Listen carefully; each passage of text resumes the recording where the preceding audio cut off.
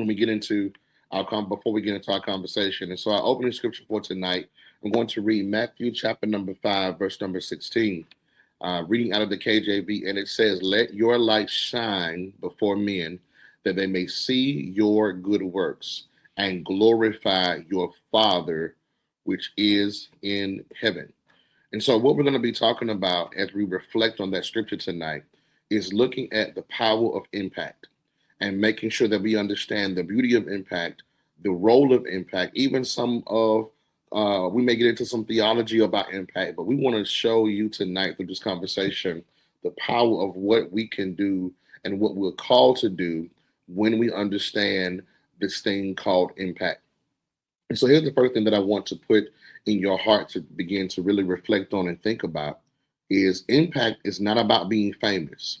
And I think sometimes we get really, really caught off guard with that thought process because in many instances, we feel like if we're not on the stage or we're not in a specific platform or we're not in a particular place where people are recognizing or giving us the recognition that we feel like a certain level of impact deserves,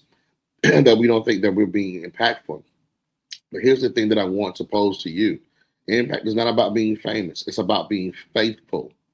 It's about being faithful to what it is that you have been called to do. And so with that, when your light shines, when the light shines in you, God gets the glory for the gift, the ingenuity, the creativity, the power that he has put on the inside of you.